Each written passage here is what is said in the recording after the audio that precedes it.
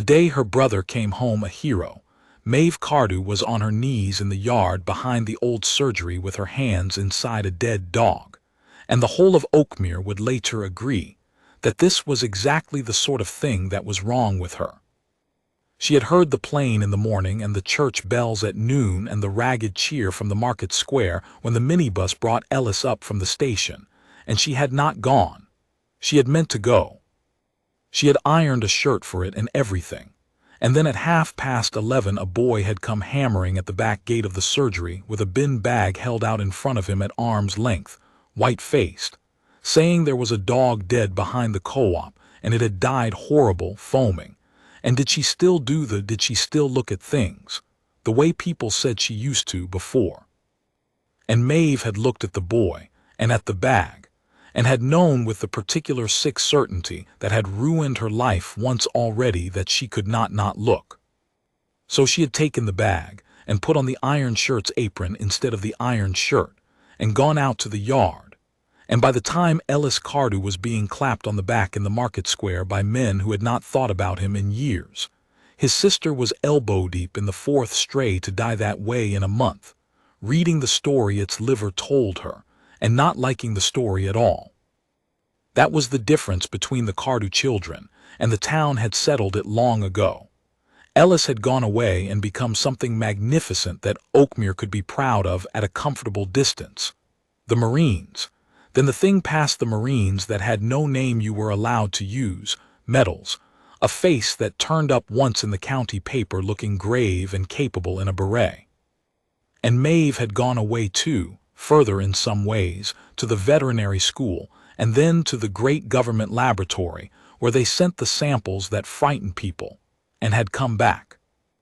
That was the whole of what Oakmere knew, that Maeve Cardew had gone off to be some kind of clever animal doctor, and had come home 4 years ago with no job and no explanation and a look about her like a person who has been dropped from a height, and had taken over the failing surgery from old Mr. Pentreath when he died and did not seem to be making a go of even that, and lived alone above it, and was, everyone agreed, not right.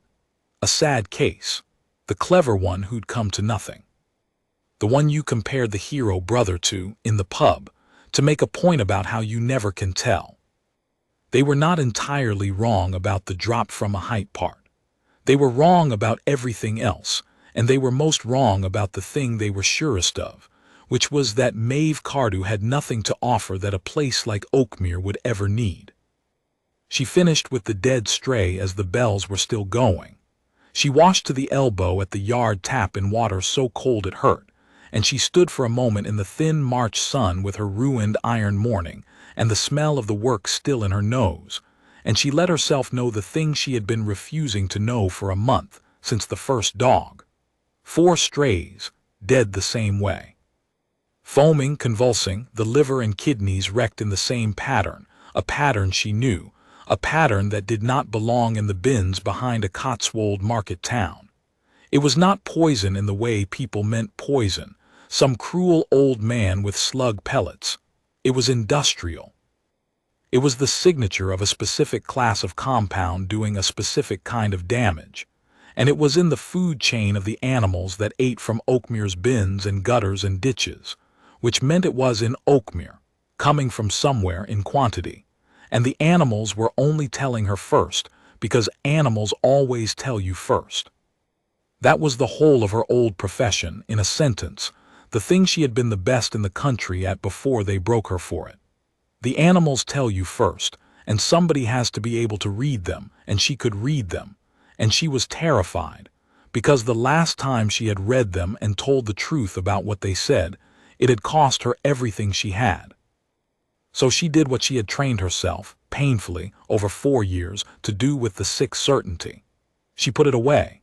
She told herself she needed more than a pattern. She needed proof, and proof took equipment she no longer had and courage she was no longer sure she owned, and in the meantime her brother had come home a hero and she had missed it, and she owed him at least the showing of her face. She hung up the apron and put on the iron shirt and walked down into a town full of bunting to find Ellis, and that was how she came to be standing at the edge of the market square, apart from the crowd as she was always apart from the crowd, when her brother, in the middle of being a hero, went suddenly and completely still. She saw it before anyone else did, because she was watching him rather than celebrating him. Ellis was taller than she remembered and harder, and there was gray at his temples that hadn't been there, and he was being gracious to the crowd in the way she knew cost him. Ellis had always hated a fuss. It was the one thing they truly shared, and then his eyes went past the shoulders of the men shaking his hand, past the bunting, to the mouth of the alley beside the ironmongers, and everything in him stopped. Maeve followed his look. And there, in the shadow of the alley, thin to the bone, her coat matted and her teeth swollen and dragging, nosing desperately at a split bin bag with the frantic single-mindedness of a creature feeding something more important than herself, was a dog Maeve did not recognize, but Ellis plainly did. And the look on her brother's face, the decorated hero home at last, was not the look of a man seeing a stray. It was the look of a man seeing a grave open. "Juno," Ellis said into the cheerful noise, and it came out wrong, cracked, and the men around him faltered, not understanding. And then he was moving through the crowd, not gracious anymore, and he went down on his knees in the filth of the alley in his good coat in front of the whole of Oakmere, and the starved dog flinched from him and then knew him, all at once, the way dogs do, and came apart against his chest in an ecstasy of trembling. And Ellis Cardew, who had come home from the war without a mark that anyone could see, knelt in an alley and put his face in the matted coat of a scavenging dog, and made a sound that the town, watching, did not know what to do with. Maeve knew what to do with it. Maeve was already crossing the square. Because she understood two things at once, standing at the edge of the crowd, and they arrived together and changed the direction of her whole life. The first was private and belonged to her brother. That Juno was Ellis's from before, from the years he'd been stationed at the base out past Thornbury, that he had left her, as soldiers must, when the postings took him where dogs could not go, that he had believed her cared for, homed, safe, and had come back to find her feral and starving in an alley feeding pups, and that this was, to a man who had held himself together through God knew what by being the sort of man who did not abandon what depended on him, a wound worse than any the war had given him. That was Ellis's to carry, and she would help him carry it. But the second thing was hers, and it was professional, and it went off in her like a flare. She had been looking for a month for the source, for where the industrial signature and the dead strays was coming from, which bins, which run of the town, which point of entry into the animal's food chain. And here was a starved feral bitch who had clearly been surviving for weeks or months on exactly that food chain, on the bins and the ditches and whatever a desperate mother could scavenge, and who was, against every odd, alive, thin, yes, wretched, yes, but alive, and feeding pups that were also apparently alive, when 4 better-fed, more sheltered strays were dead on Maeve's table. That was wrong. That was information. A dog living rough at the very center of the contamination, eating the worst of it, should have been the first to die, not the survivor with a litter. Either Juno had been eating somewhere the others hadn't, somewhere cleaner, which told Maeve about the geography of the thing, or Juno was tougher than any dog had a right to be, which told her nothing. Or, and this was the thought that made Maeve walk faster across the square, Juno was not as well as she looked, and her pups were the truth of it, and if Maeve could get to those pups she might, at last, have the living evidence that a dead stray in a bin bag could never quite give her. A controlled case, a mother and young feeding from a known area over a known time, a biological record of exactly what was in Oakmere and how much and for how long. She reached her brother in the alley. He looked up at her with a face she hadn't seen since their mother's funeral, wrecked and furious and ashamed, and he said, "Someone left her. Someone was supposed to, and couldn't finish." And Maeve knelt down beside him in the filth, in her iron shirt, and did not tell him it was all right, because it wasn't, and did not tell him about the flare going off in her professional mind, because this was not the moment. And instead she put her hand on the starved dog's heaving side with the particular sure gentleness That was the one thing everyone in Oakmere would have been astonished to learn she still had. And she felt the frantic heart and the fever under the matted coat, and she said, quietly, to her brother and to the dog and to herself, "Where are the puppies, Ellis? We need to find the puppies, right now, before it gets dark." Ellis, who had spent a career following the calm, competent voices of people who knew what they were doing in the middle of chaos, heard that voice come out of his failure of a little sister and looked at her, and something shifted in his face.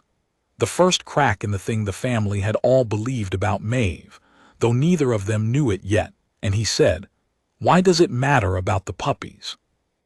And Maeve Cardew, kneeling in an alley on the day her brother came home a hero, looked at the starved dog searching the bins to feed young she had hidden somewhere in a poisoned town, and made the decision that would cost her again everything she had rebuilt and save a great deal more than she yet knew.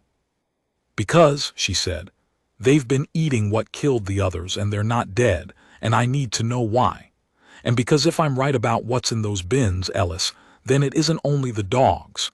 It's coming for the whole town, and I think it's already started, and nobody's going to want to hear it from me." Her brother, the hero, looked at her for a long moment in the failing light. Then he wiped his face with the back of his ruined coat sleeve, and stood, and held down a hand to pull her up, and said the words that made him, from that moment, the only ally she had, the words nobody in Oakmere had said to Maeve Cardew in 4 years. "Then tell me what you need. And tell me who's not going to want to hear it." The puppies were in the ruin of the old lime kiln on the Thornbury Road, 4 of them, in a nest of Juno's own shed coat, and 3 were alive and 1 was not, and the one that was not told Maeve more in 10 minutes than the 4 dead strays had told her in a month. She worked on the dead pup that night in the surgery, with Ellis holding a torch because the good overhead lamp had gone and she'd never had the money to replace it, and Juno lying by the door with her living young against her, watching, and Maeve found in the small body exactly what she had feared and needed.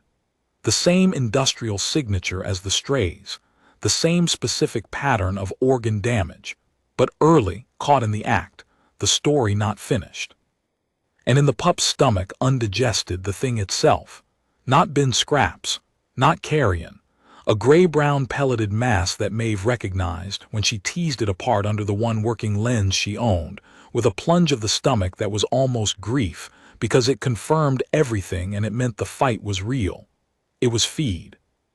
Processed animal feed, the compounded kind, the kind that came by the lorry load, and it should not have been in a stray dog's litter in a lime kiln, and it should not have carried what it carried, and there was only one place in 20 miles it could have come from. Halstead Foods sat on the river below Oakmere like a second, uglier town, sheds and silos, and the great gray bulk of the rendering hall, the tall stack that on still days laid its faint Swedish reek over the market square, the car park that held 1,100 cars on a shift change because Halstead Foods employed, directly and through its hauliers and its feed mill and its abattoir, very nearly 1 in 3 working adults in the district. Aldous Halstead had built it, or rather his father had built the abattoir and Aldous had built the empire around it. The rendering plant that took the waste from his own slaughterhouse, and from half the regions besides, and cooked it down into tallow and meal, and the feed mill that took the meal and compounded it into the pelleted feed that went out to farms across 3 counties, and Maeve now knew, into the bins and gutters of a poisoned town. Aldous Halstead was Oakmere's largest employer, its largest ratepayer, the man whose name was on the new wing of the community hospital and the stand at the rugby club and the Christmas lights in the square. He was the town. To say a word against Halstead Foods in Oakmere was to say a word against the wages of 1/3 of the people you'd say it to, and everybody understood that, and it was the whole of why the thing had been able to run. Maeve understood the shape of it before she had the proof, because she had seen the shape before. That was the part she had told no one in Oakmere, the part that was the true reason she flinched from the sick certainty. 4 years ago she had not been a failing small-town vet. She had been a senior veterinary toxicologist at the National Laboratory, one of a handful of people the government called when animals died in ways that frightened the food safety people. And she had been very good, good enough that she was trusted with the samples that could not be got wrong. And she had been got wrong once, not by her, by the men above her. She had found in a run of samples from 3 counties the fingerprint of a contaminant in a major manufacturer's product, a contaminant that was killing livestock and would, she was certain, injure children if it reached the milk and the meat, and she had written it up exactly as the evidence demanded, and she had been told, gently and then not gently, to reconsider. The manufacturer was large. The manufacturer was a national champion, an exporter, a name in the newspapers for the right reasons. And the men above Maeve had decided that her certainty was inconvenient, and when she would not reconsider, they had done to her the thing that is always done to the inconvenient. They had made the problem be her. A quiet review that found her methods insufficiently robust. A whisper that she was overwrought, had lost perspective, saw contamination everywhere, was the word that ends a scientist, unreliable. She had been managed out, her certainty buried with her, and the contaminant had been quietly addressed by the manufacturer with no announcement and no acknowledgement, and no thanks to the woman who had found it. And Maeve Cardew had come home to Oakmere dropped from a height, believing at the bottom of herself the thing they had spent a year teaching her to believe, which was that she was not to be trusted, not even by herself.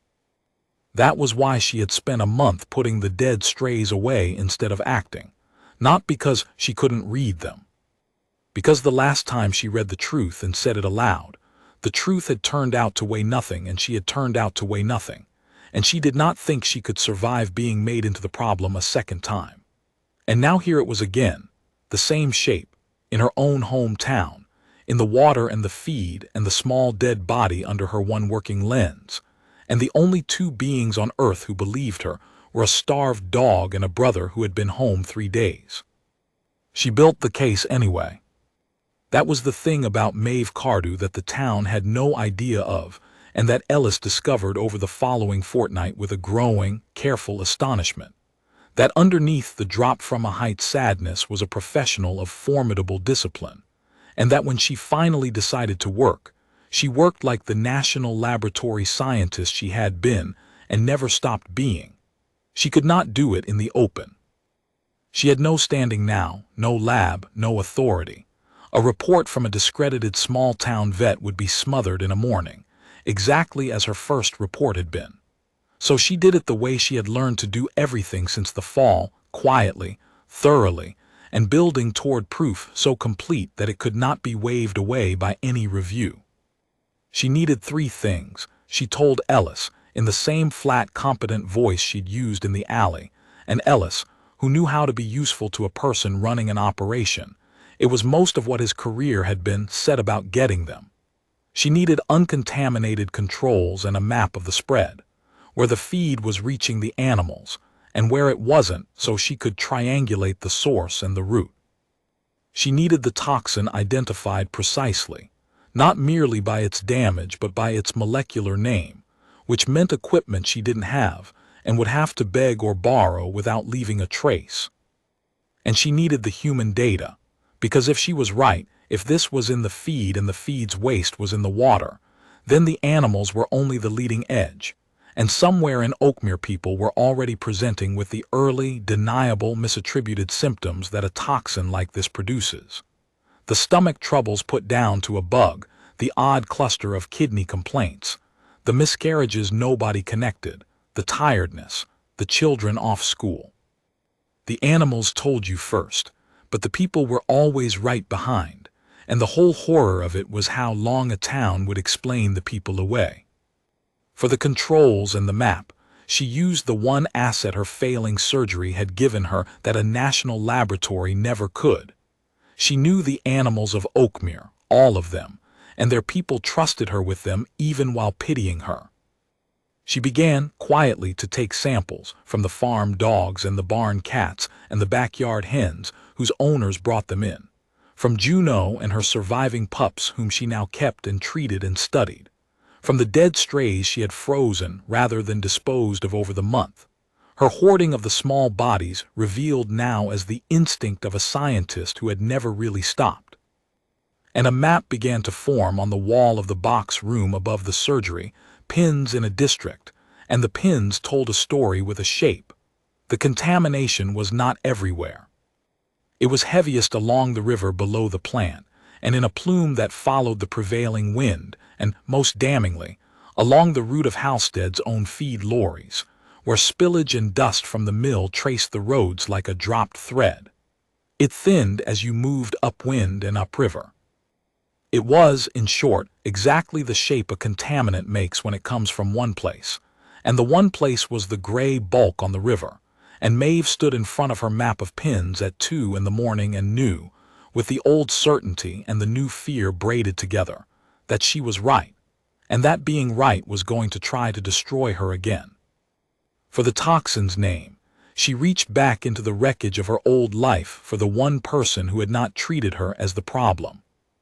There had been a colleague, a mass spectrometry specialist named Corinne Wardle, who had run Maeve's samples in the old days and had believed the results and had said so, quietly, and been frightened for her own job into silence, and had never quite forgiven herself for the silence.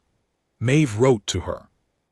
Not the whole of it, a careful letter, one scientist to another, asking whether Corinne might, off the books as a favor, as a penance, run a few samples for an old friend and tell her what was in them and mention it to no one.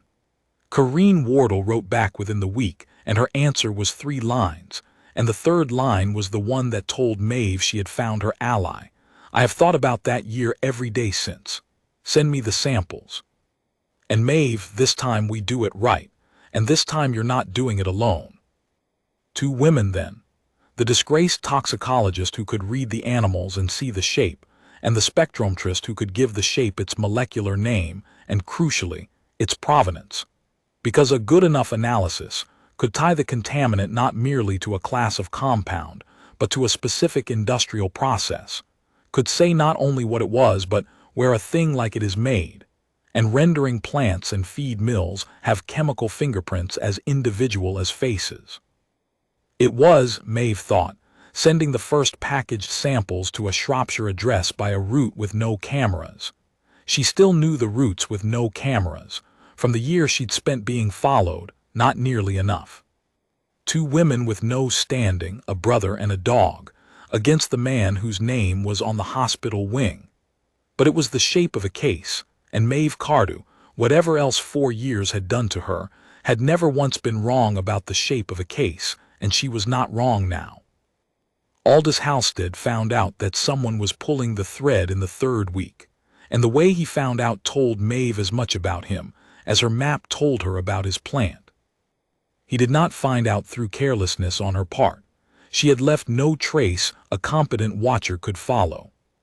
He found out because Oakmere was a small town and small towns leak, and because Maeve had made one unavoidable move that could not be hidden. She had gone, quietly, to the 2 people whose animals had died most recently, and asked, gently, about their own health and their children's, and one of those people had a cousin who worked in Halstead's front office, and a word had traveled, as words do, that the mad vet was going round asking strange questions about the plant. And Aldous Halstead, who had not built an empire by ignoring the small dangerous words that travel through small towns, made his first move, and it was clever, and it was aimed with a precision that frightened Maeve more than a threat would have, because it told her that he, or someone advising him, had troubled to find out exactly who Maeve Cardew was, and had understood exactly where she was soft. He did not threaten her, he offered her a job.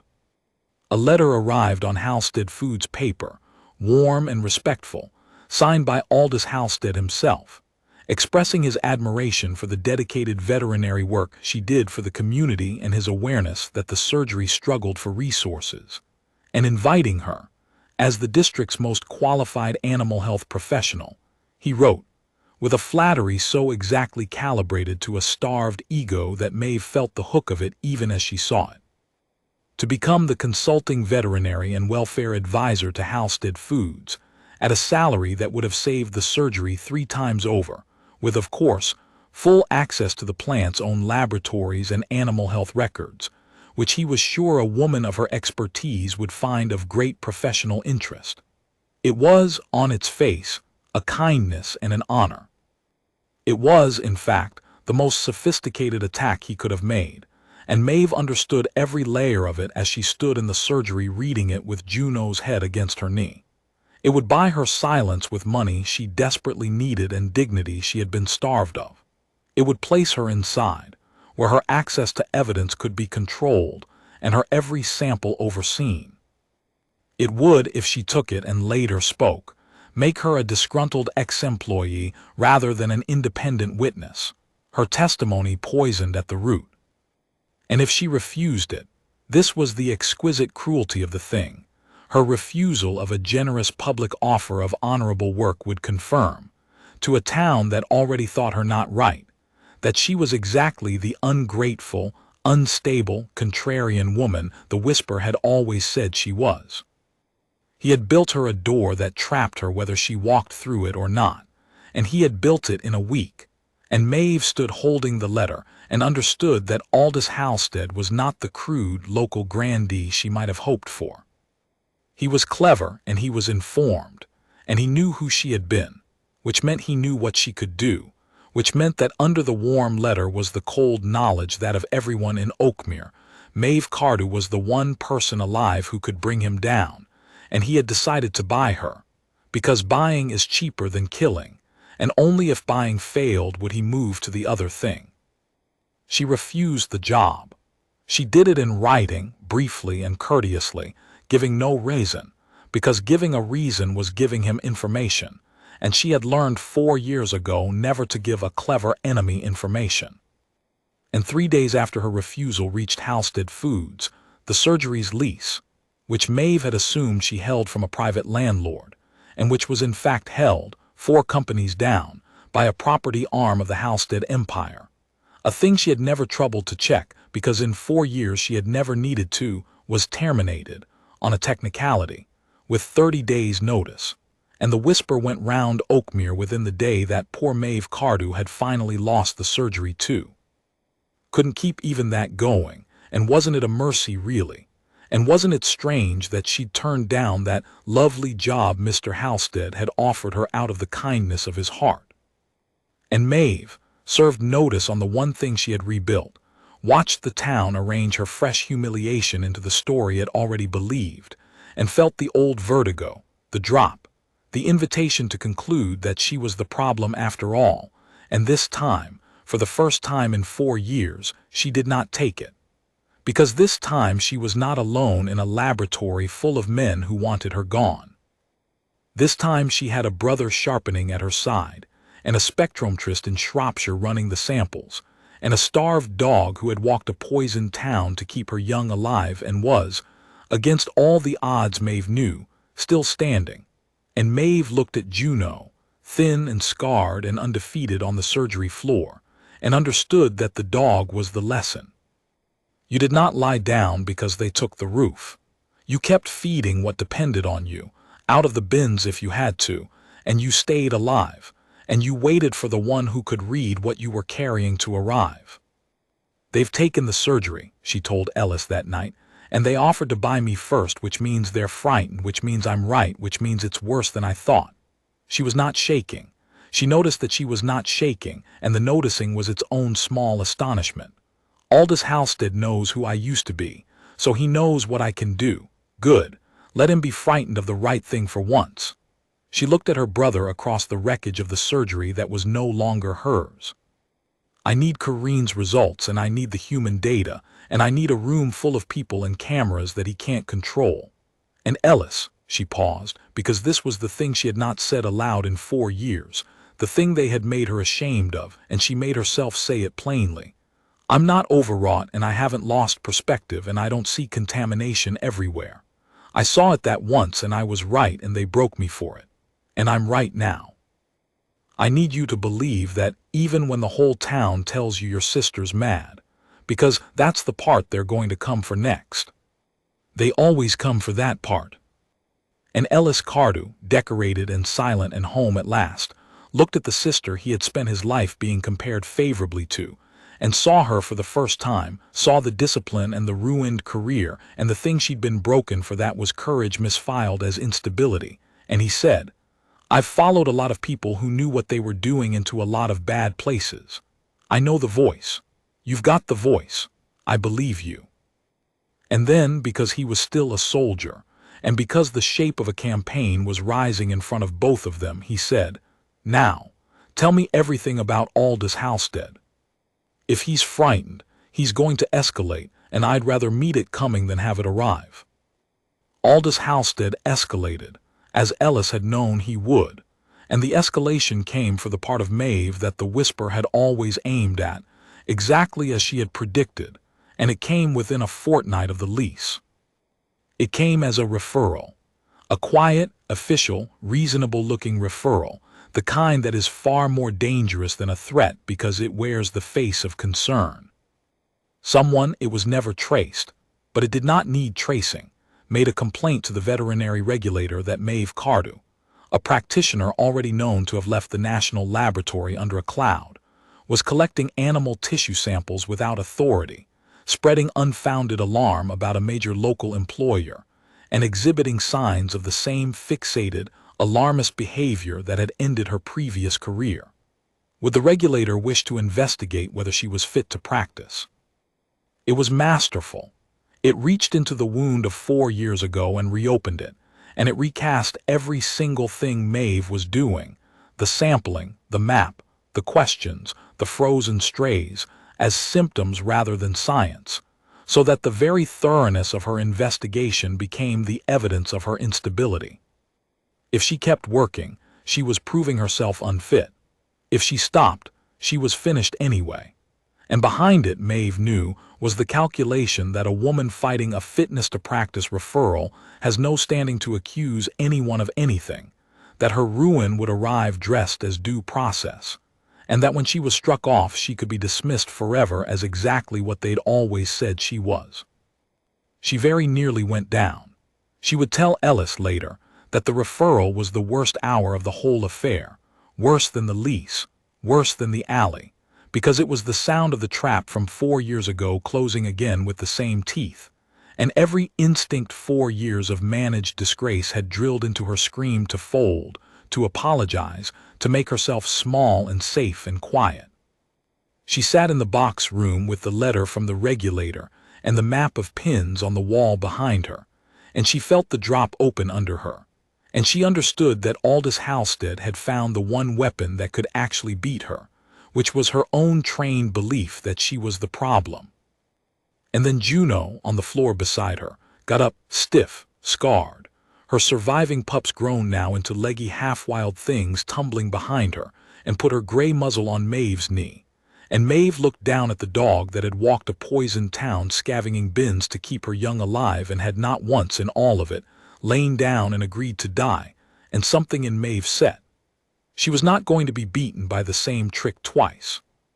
She had folded once 4 years ago, and a manufacturer had gone on poisoning livestock for months while she believed she was mad, and she was not going to hand Aldous Halstead the same months while children in Oakmere were called stomach bugs and off school tired. The referral wanted her to stop and defend herself in the dark, one broken woman against a process, so she would not fight it in the dark. She would do the thing the trap was designed to prevent. She would finish the case fast and take it into a light so public and so complete that the fitness to practice question would answer itself. Because you cannot strike off, for alarmism, a scientist whose alarm turns out to be precisely, provably, catastrophically correct. Corrine Wardle's results arrived the same week, and they were the spine the case had been waiting for. The contaminant had a name now, a specific organophosphorus compound, a rendering byproduct that forms when certain waste streams are cooked at the wrong temperature with the wrong inhibitors. A known hazard, a controlled thing, a compound that a properly run rendering plant neutralizes and a badly run or cost-cutting one does not. And Corrine had done the thing Maeve had hardly dared hope for. She had matched the chemical fingerprint of the compound in the animal tissue to the fingerprint of the compound in a sample of Halstead feed pellets, and in a sample of river silt taken below the plant's outfall, and the 3 fingerprints were the same fingerprint, individual as a signature, and it said, in the only language that could not be waved away, that the poison in the dead pup and the poison in the feed and the poison in the river were one poison from one process, at one place. It was proof. Not a pattern, not a shape, not a discredited woman's certainty. Proof, third-party, reproducible, molecular, the kind that survives lawyers. And the human data, when Ellis and Maeve assembled it in those last weeks, was the thing that turned a scandal into a reckoning. Ellis had gone quietly to the district's doctors. A hero home from the war is welcome at any door, and Ellis had discovered a use for the town's regard for him that his sister's disgrace had denied her, and had asked, veteran to professional, careful questions, and had come back with the map's grim mirror. A cluster of unexplained kidney complaints along the river, a run of miscarriages nobody had connected. The children of the streets nearest the feed lorry route tired and off color, and doing badly at school in a pattern no one had thought to plot until Maeve plotted it against her pins, and found the 2 maps lay one on top of the other, animal and human, the dogs dying at the leading edge of the exact wave that was making the children tired. The people had been right behind the animals the whole time, and the whole horror of it, as Maeve had known it would be, was how completely a town will explain its own sick children away rather than look at the gray bulk on the river that pays its wages. She had the proof, and she had the human cost, and now she needed the stage, and Aldous Halstead, in his confidence, built it for her. Halstead Foods held an open day every spring, the Family Fun Day. It was called, on the plant's own field by the river, a piece of community relations so successful that half of Oakmere came for the free hog roast and the bouncy castle and the tour of the state-of-the-art facility, and every local dignitary attended, and the county paper covered it. And this year, with the fitness to practice referral filed and the mad vet neutralized and the lease reclaimed, Aldous Halstead had a particular reason to want a triumphant Family Fun Day. He intended to announce from the podium a major expansion of the plant, new jobs, new investment, his benevolence made concrete, the town bound tighter to him than ever. He wanted the cameras. He wanted the crowd. He wanted the whole of Oakmere gathered on his field to be grateful to him. And Maeve Cardew, reading the notice of it in the county paper, understood that Aldous Halstead had just done for her the one thing she could not do for herself. He had assembled, on a single afternoon, in one place in front of the press, every person in the district who needed to hear the truth and every person with the power to act on it. And he had done it on the poison ground itself, 100 yards from the outfall whose silt matched the poison in the children. She did not sneak in. That was the choice she made, and it was the making of her. She had spent 4 years being quiet and small and safe, and it had saved her nothing, and she was done. She wrote in the fortnight before the Family Fun Day, to the people who had to be in the room when the light came on, not to a single regulator who could be leaned on, but to many at once, timed. To the Food Safety Agency, with Corrine's molecular proof. To the environmental regulator with the river data. To a journalist on a national paper who covered contamination and corporate cover-ups and had, Maeve had checked, no connection to Halstead's advertising. And last, to her own regulator, the one weighing whether she was fit to practice, to whom she sent the entire dossier with a covering note that said only, "You were asked to consider whether I am fit to practice for raising this alarm. Here is the alarm, proven. Consider carefully which of us the public needed. I will be presenting this evidence publicly at the Halstead Family Fun Day on Saturday. You are welcome to attend." She released nothing early. She let no fragment leak that Halstead could smother or spin. She gathered it all, and she aimed it all at one afternoon, and she made sure that when she stood up on Aldous Halstead's own field, she would not be a lone, discredited woman making a wild claim. She would be the visible tip of a case already, quietly, simultaneously, in the hands of everyone who mattered, so that the truth could not be closed because it was already too many places at once. The family fun day was bright and loud and full of children, and Aldous Halstead stood at the podium in the spring sun with the plant behind him and the river behind that, and he was magnificent, expansive, beloved, and he announced his expansion to warm applause, and he spoke of Halstead Foods as the beating heart of Oakmere, family feeding family, and the crowd on the poisoned field ate his hog roast and clapped.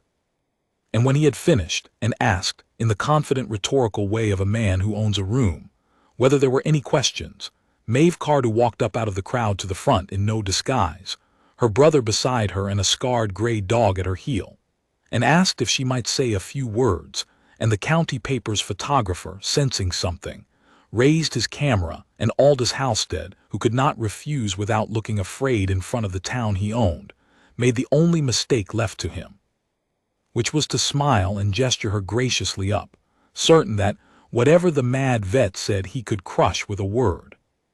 She did not rant. That was the thing that undid him in the end, that Maeve Cardew, whom the town had been told for 4 years was overwrought and alarmist, stood at his podium and was the calmest person on the field. She thanked Mr. Halstead for the opportunity to speak, and then, quietly, in the flat, clear voice she had used in the alley, she laid it out. She told them about the dogs first, because the dogs were true and the town had seen the dogs, the strays dead in the bins, foaming the same way, the starved mother who had walked the town to feed her young. She told them she had done what she was trained to do, which was read the animals, because the animals always tell you first. And then, before Halstead could recover, before the word he was reaching for could arrive, she put up on the screen behind the podium. Ellis had seen to the screen. A soldier arranges his ground, the 2 maps, animal and human, laid one over the other, the dogs dying along the exact line where the children were sick, and she named the compound. And she showed the 3 matching fingerprints, the pup and the feed and the river, and she said without heat, into a field gone utterly silent but for a child somewhere crying, the poison killing the dogs is made in that building, in the rendering process, when it is run too cheap to neutralize properly. It is in the feed that goes out to your farms. It is in the river below the outfall. And it is, I am sorry to tell you, in the children who live nearest the lorry route, who have been tired and off school and unwell, and who have been told it was nothing. It was not nothing. It is the same wave that killed the dogs, and the dogs only died first because they are smaller and they eat from the ground. Your children are next along the same line. I have brought the proof, and I have already this week placed it in the hands of the Food Safety Agency, the Environment Agency, and the national press, all of whom I believe are here today, because I have learned that the only way to say a true thing about a powerful man is to say it where he cannot make it quiet. The field did not erupt. It did something worse for Aldous Halstead than erupting. It turned slowly, as one animal, from the podium to the man beside it, and looked at Aldous Halstead with the dawning, sickened understanding of parents recalculating 100 small illnesses in a single moment.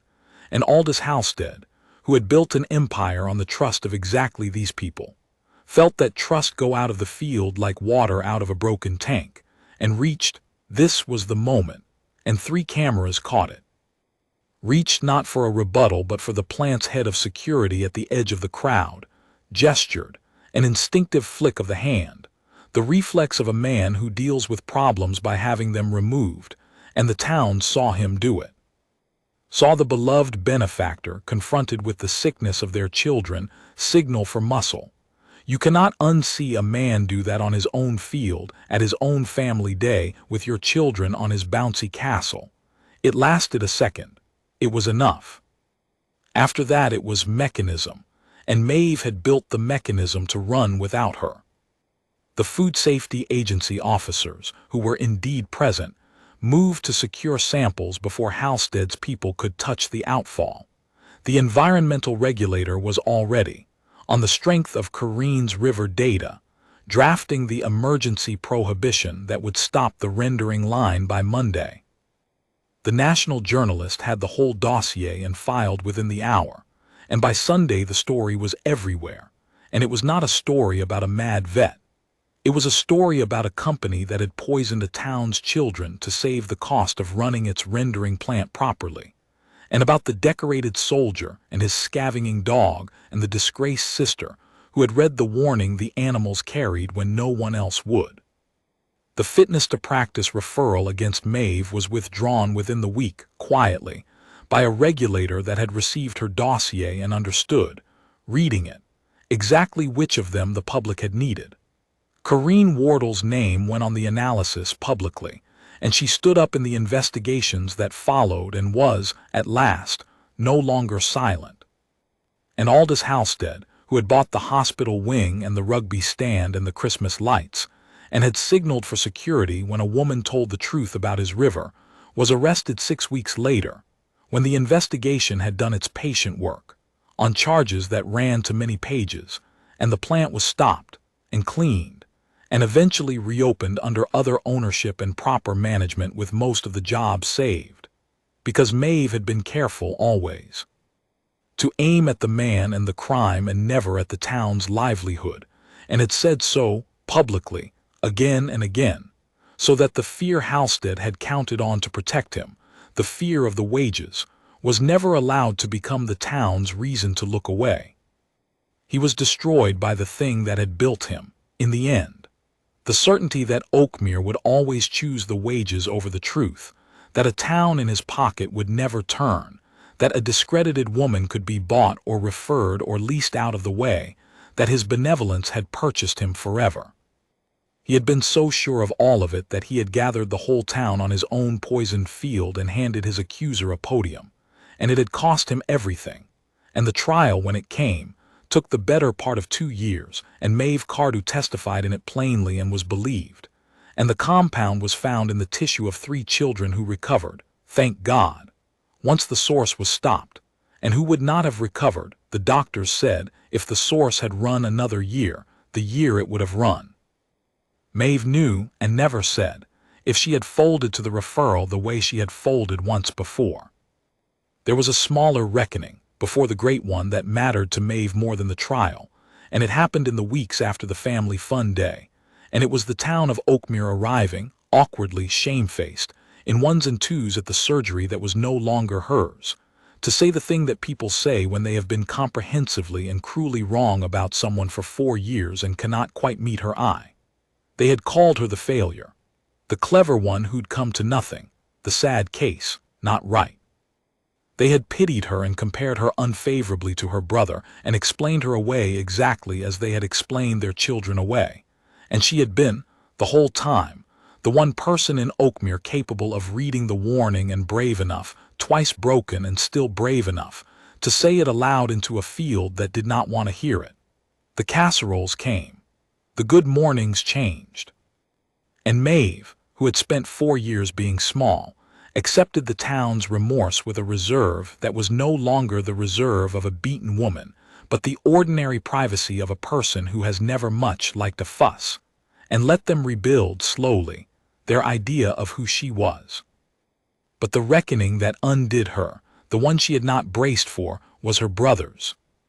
Ellis had come home a hero to a town that adored him and a sister he had spent his life being praised above, and he had learned, over those weeks, the thing the medals had never taught him, and he said it to her at last on the evening the prohibition notice went up on the plant gates, the 2 of them on the surgery step with Juno and her grown pup sprawled around them in the last of the light. All my life, Ellis said, they told me I was the one who did something. Went away, came back with the beret, the one Mum could be proud of, and you were the one who, he stopped and started again because he was still not a man for many words. You stayed, and I thought that meant less. Everyone thought that meant less. And then I come home, and the first thing you do is kneel down in the filth next to my starving dog and read the whole thing off her like a page, and then you take on the man who owns the town, twice broken with nothing, and you win, in the light in front of everyone without once raising your voice. He looked at his sister. I've stood next to a lot of brave people. I didn't know I'd grown up with the bravest one I ever met. I'm sorry it took me 40 years to look. And Maeve Cardew, who had learned 4 years ago to expect nothing and defend the small ground she held, and never let anyone see the drop, found that she had no flat, competent voice for that, and put her head on her brother's shoulder in the last of the light, and let herself, for once, be seen. Juno lived 4 more years, fat and safe and gray, and died old in front of the surgery fire. Maeve got the surgery back in the end. The town saw to that, and it prospered, because a town that has learned what its animal doctor is actually worth does not let her go a second time. The scavenging dog who had walked a poisoned district to feed her young, and by her walking had led the one person who could read her to the truth, was buried in the yard where Maeve had once knelt elbow-deep in a stray on the day her brother came home, and Maeve planted something over her that flowered and thought of her often, and of what she had been the whole time and no one had seen, not a stray, not a sad thing, not a failure of someone's care, but a small overlooked creature carrying, in her own starved body and her hidden young, the warning that saved the town, waiting for the one who could read it to arrive. Which was, in the end, the whole of it, and the thing Maeve had known from the alley and Oakmere had learned too late, and the world would do well to remember. The warning always comes first through the small and the overlooked, the strays in the bins, the tired children, the quiet disgraced woman elbow-deep in the thing nobody else will touch. The powerful will always tell you those things are nothing.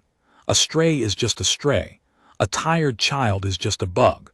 A woman who was managed out of her career is just unreliable, and the great gray building that pays your wages could never be the thing that's hurting you. But the animals tell you first, and the overlooked tell you first, and somebody has to be able to read them, and somebody has to be brave enough, even twice broken, even with the whole town calling her mad, to say the true thing aloud in the light where it cannot be made quiet. Do not pity the one who stayed. Do not mistake the quiet one for the failure, or the disgraced one for the discredited, or the scavenger in the alley for a thing without a message. Learn, instead, to read them. Because the most important person in the story is so often the one you have already, comfortably, agreed to overlook. And by the time you understand that, if you are lucky, she will already have saved you and asked for nothing and gone quietly back to her work.